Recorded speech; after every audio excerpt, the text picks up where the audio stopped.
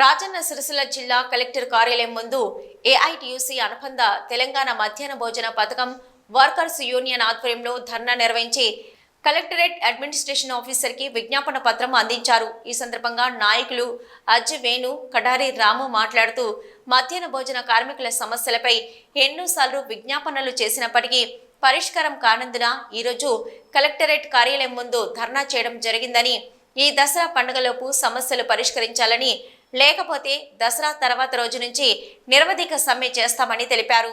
22 సంవత్సరాల తరబడి వంట కార్మికులుగా పనిచేస్తూ సొంత డబ్బులతో వంట పాత్రలు, గ్యాసు, సరుకులు కొనుగోలు చేసి బిల్లులు వచ్చినప్పుడే తీసుకుంటున్నామని, కేవలం 1000 రూపాయలకే పనిచేశామని కార్మికులు అన్నారు. గత ప్రభుత్వంలో అనేక పోరాటాల తర్వాత 2000 వేతనం పెంచుకున్నామన్నారు. అయినప్పటికీ మమ్మల్ని చిన్న చిన్న కారణాలతో తొలగించే ప్రయత్నాలు చేశారని అన్నారు. మెచ్చార్జీలు పెంచక 3 సంవత్సరాలు అవుతుంది. ఇలా కోడిగుడ్లు పెట్టాలని ఇలా సార్లు ఒత్తిడి చేయడం, ఇలా హెచ్ఎంలు కానీ డిఓలు ఎంఈఓలు అంతా కోడిగుడ్లు పెట్టాలని చెప్పి ఒత్తిడి చేస్తూ ఉన్నారు.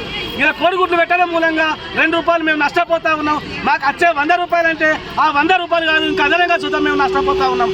ఈ ప్రభుత్వాలు వెంటనే మా యొక్క సమస్యలు, మా డిమాండ్లు పరిష్కరించకపోతే అక్టోబర్ 14వ తారీఖు నుండి మేము సమ్మెకి వెళ్తామని చెప్పి హెచ్చరిస్తా ఉన్నాం. నా పేరు మీసం లక్ష్మణ్, మధ్యాహ్న భోజన కార్మిక సంఘ జిల్లా ప్రధాన కార్యదర్శి. రాజన్న సిరిసిల్ల జిల్లా సిరిసిల్ల కలెక్టర్ కార్యాలయం ముందు ఈరోజు రాష్ట్ర పిలుపు మేరకు మధ్యాహ్న భోజన కార్మికుల సమస్యల మీద ఇలా ధర్నా కార్యక్రమాలు నిర్వహించడం జరుగుతూ ఉంది.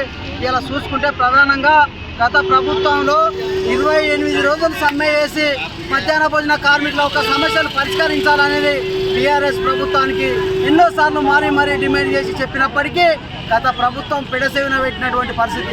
కానీ కాంగ్రెస్ ప్రభుత్వం అధికారంలోకి వచ్చే ముందు మెయిన్ ఫెస్టివల్లో ఇలా మధ్యాహ్న భోజన కార్మికులకు ఇలా వాళ్ళల్లో చిన్నపిల్లలకు నుంచి 10వ తరగతి వరకు ఉన్నత స్థాయిలో ఇలా వంటలు చేస్తున్నారు. వాళ్ళ శ్రమ గుర్తించలేదని కాంగ్రెస్ ప్రభుత్వం రేవంత్ రెడ్డి గారు ఇలా వాళ్ళ ఒక 10,000 వేతనాన్ని పెంచుతామని మెయిన్ ఫెస్టివల్లో పెట్టడం జరిగింది.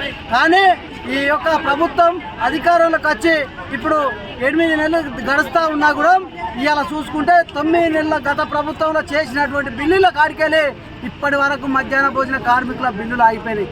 అయ్యా రేవంత్ రెడ్డి గారు, వీళ్ళు ఇలా పండుగలు వస్తూ ఉన్నాయి, దసరా పండుగలు వస్తూ ఉన్నాయి, వీళ్ళ పిల్లలకి ఏం కొనుకొచ్చి పెట్టాలి, ఇక్కడ బళ్ళల పిల్లలకి ఏం కొనుకొచ్చి పెట్టాలని మేము ఏఐటిసి జిల్లా సెక్రటరీగా అడుగుతూ ఉన్నాం. ఇలా మీరు ఉన్నత స్థాయిలో అవార్డులు పొందడానికి ప్రభుత్వాలు కొత్త స్కీములతో బయలుదేరుతూ ఉన్నారు. ఇలా పిల్లలకు రాగి జావా, స్వీటు అనేక రకాలు పెడతాం. మేము పెట్టడానికి అభ్యంతరం తెలుపుతలేము, వాళ్ళకు పని చేసిన వాళ్ళ శ్రమ ఎందుకు దోస్తున్నారని ఈ ప్రభుత్వాలను మేము అడుగుతూ ఉన్నాం.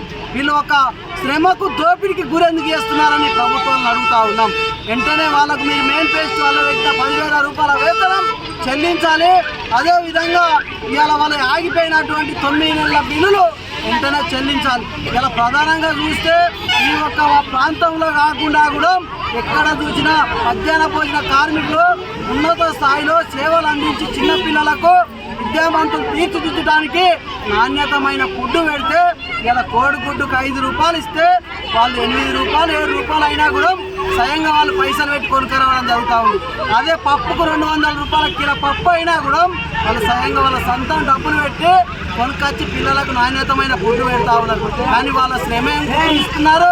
ఇలా గ్యాస్ సిలిండర్లు కానీ ఇలా కట్టెలు కొనుక్కొస్తే క్వింటల్కు 1000 రూపాయలు క్వింటలు, ఇలా గ్యాస్ సిలిండర్ కొనుక్కొస్తే 1000 రూపాయలకు గ్యాస్ సిలిండర్. ఇలా ఎక్కడికి తెచ్చి పెట్టాలండి ఈ ప్రభుత్వాన్ని మేము అడుగుతూ ఉన్నాం.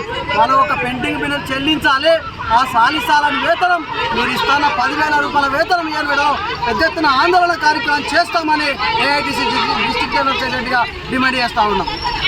నేను 23 సంవత్సరాల వంట చేయలేదు. 23 సంవత్సరాల సంది చేస్తే బోర్లు మాయే, అన్ని పెట్టుబడులు మేమే పెడుతున్నాం. ఉప్పు తడుపు అందులో పెడుతున్నాం. ఒక బియ్యం గవర్నమెంట్ ఇస్తుంది అంతే. కానీ మాకు డబ్బులు అత్తలేవు. 9 నెలలు అవుతుంది. 9 నెలల సంది కోడిగుడ్ల పైసలు లేవు.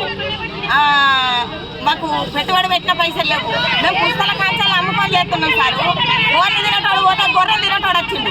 మేము ఏం చేస్తాం? మా బతుకు బజార్లో పడ్డది. మేము ఏం చేసుడు? మేము ఆడి వాళ్ళం, మేము అందరం భర్త లేని వాళ్ళం, దిక్కు లేని వాళ్ళమేమంటే చెప్తాం. ఇక్కడ చేసేటోళ్ళం అందరం ఉన్నోళ్ళం కాదు, కార్లలో తిరిగేటోళ్ళం కాదు.